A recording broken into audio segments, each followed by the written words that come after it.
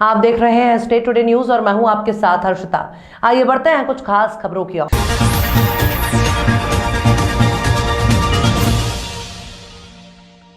देश और समाज को समरसता का संदेश देने वाले संविधान के रचयिता बाबा साहब भीमराव अंबेडकर की जयंती पर उमरिया जिला मुख्यालय अंतर्गत संचालित सेंट्रल अकादमी स्कूल में 100 फीट ऊंचा तिरंगा फहराया गया। इस आयोजन में जिले के कलेक्टर संजीव श्रीवास्तव सहित CBSE बोर्ड के कोऑर्डिनेटर सहित विद्यालय के स्टाफ, छात्र छात्राएं और गणमान्य नागरिक मौजूद रहे। इस दौरान संस्थान के CEO ने बताया कि जिले के लोगों के मन में राष्ट्र प्रेम, आजादी के संघर्ष की याद को तरोताजा बनाए रखने के लिए आजादी की 75वीं वर्षगांठ में आयोजित किए जा रहे अमृत महोत्सव के दौरान ये कार्यक्रम किया गया। उमरिया के लिए या फिर पूरे प्रदेश और देश के लिए एक बहुत गौरव की बात है। उमरिया जैसे छोटे से ज़िले में हम लोगों ने ये पहल की है और इस तरह की पहल से उमरिया वासियों, यहाँ पढ़ने वाले बच्चों, सबके अंदर एक जो है राष्ट्रभक्ति का एक जज्बा जगता है। इसको देखने से आप देख सकते हैं नेशनल फ्लैग कितना अच्छा लहरा रहा है। तो एक ये छोटी सी कोशिश थी, इसमें जिला प्रशासन, हमारे माननीय कलेक्टर सर ने अपना इतना टाइम दिया, एडिशनल मैडम ने इतना टाइम दिया, SP साहब ने भी टाइम दिया था, पर शायद उनके फादर की तबीयत ख़राब हो गई तो वो आ ना सके, और हमारे मीडिया के भाइयों ने, उनका सपोर्ट बहुत अच्छा रहा। आप सभी को मेरी तरफ से thank you so much. Ahmedpur Reliance petrol pump से लगी आग ग्राम मंडखेड़ा ग्राम के नजदीक पहुंची।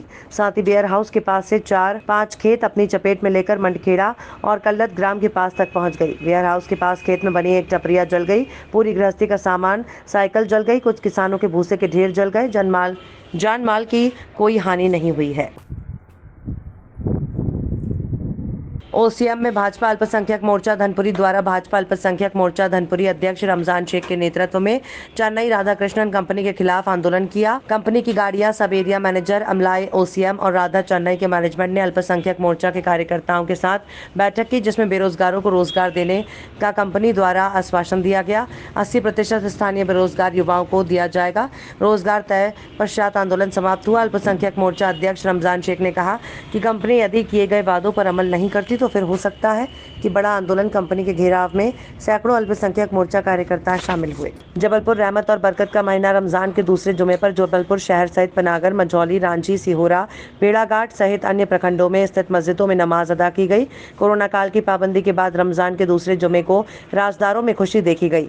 नमाज को लेकर मस्जिदों में राजदारों की भीड़ देखी गई। कई जगहों पर मस्जिद के बाहर टेंट पंडाल लगाए गए थे। नगर निगम की ओर से मस्जिदों के आसपास साफ सफाई की विशेष व्यवस्था की गई। शहवान मंसूरी वरिष्ठ समाज सेवी ने बताया कि रमजान का महीना पूरी तरह पवित्रता और इबादत का है, कुरान की तिलावत का है, अल्लाह से अपना नाता टूट करने का है, जाने अनजाने में हुए पापों से प्रायश्चित करने का है। दूसरा जुमा माह रमजान का है। मंडी बटाट डेयरी और तमाम दीगर यहाँ पर रोज़ा अफ्तार के लिए लोग रमज़ान शरीफ के लिए कुरान की तिलावत और रहमत का दरवाज़ा है। मंडी बटाट डेयरी, कब्रिस्तान, जो भी मस्जिद हो, ये सब रहमत का दरवाज़ा है। यहाँ पर लोग आके रमज़ान शरीफ के लिए नमाज़ पढ़ते हैं, लोगों के अमन चैन भाईचारे के लिए दुआ करते हैं। एक ही सब में खड़े हो गए थे महमूद हयात, ना कोई बंदा रहा ना कोई बंदा नवाज। यहाँ पर सिर्फ गरीब आदमी ही नहीं, सब पूरी कौम जो है साथ खड़ी रहती है, अल्लाह से अपनी दुआ करती है कि अल्लाह इस देश के अंदर भाईचारा, अमन चैन बना रहे और हमारा देश फले फूले। और अपने देश के लिए दुआ करते हैं। देश जो है दिमाग से चलता है, धर्म से नहीं। देश को जो है हम दिमाग से ले जाएं, बहुत आगे जाएगा हमारा देश। हम लोगों की यही दुआ है। बबलू कुरैशी, जिला अध्यक्ष परिषद। आज रमज़ान मुबारक का 13वां रोज़ा है और साथ ही साथ बड़ी खुशी की बात है, आज दूसरा जुमा भी पड़ा है। आज तमाम मुसलमान हजरात मस्जिदों में नमाज़ पढ़ी और अल्लाह की बारगाह में दुआ मांगी और अल्लाह के दुआ मांगी, परवरदिगार हमारे देश में खुशहाली रहे, तरक्की रहे और अमन शांति रहे। यहाँ पे फ़िरका परस्ती न रहे। हर चीज़ देश में फ़िरका परस्ती होती है, उस देश बर्बाद हो जाया करता है। हम नहीं चाहते हमारा देश में किसी किस्म किसी की नज़र पड़े, इसलिए आज हमारे तमाम मस्जिदों में दुआ भी मांगी गई है और तमाम रोज़दार रोज़ा भी रखे हैं और अल्लाह से दुआ मांग रहे हैं अमन शांति के लिए। साथ ही साथ जगह जगह आज रोज़ा अफ्तार पूरे मुस्लिम बहुल क्षेत्रों में दूसरे रोज़े पर। और हमें इंशाअल्लाह नहीं, इस रमज़ान मुबारक में हमें 4 जुमा मिलेंगे। अभी 2 जुमा अभी और बाकी है।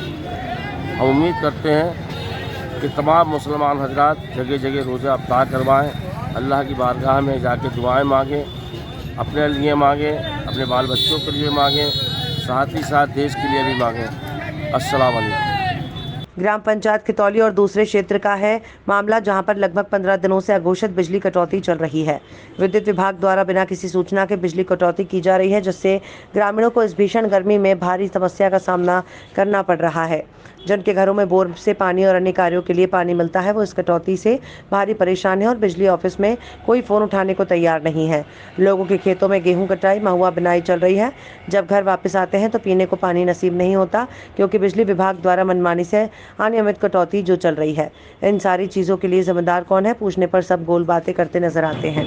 दोराहा नवनिर्मित दोराहा थाना भवन का लोकार्पण प्रभुराम चौधरी लोक स्वास्थ्य और परिवार कल्याण मंत्री ने किया। सर्व सुविधा युक्त थाना भवन में 2 कक्ष रिपोर्टिंग के लिए बनाए गए। महिला और पुरुष अलग अलग अपनी रिपोर्ट लिखा सके। विधायक सुरेश राय ने अपने संबोधन में मंत्री जी का आभार प्रकट किया।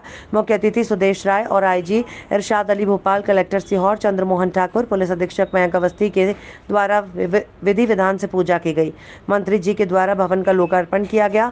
Additional SP Gitesh Garg, SDOP CM Dwivedi, Doraha थाना प्रभारी केजी शुक्ला, मंडल अध्यक्ष गिरीश सोलंकी, मांगीलाल मझेड़ा, हेम सिंह मीना, मनोहर शर्मा वरिष्ठ नागरिक उपस्थित रहे। एसपी मयंक अवस्थी ने घोषणा की 4 दिन एसडीओपी ग्रामीण दोराहा में ही पुराने थाना भवन में ऑफिस में बैठकर लोगों की शिकायत की सुनवाई करेंगे। अब आप लोगों को सीहोर नहीं जाना पड़ेगा। मंत्री जी ने स्वास्थ्य केंद्र दोराहा का भी निरीक्षण किया। हुआ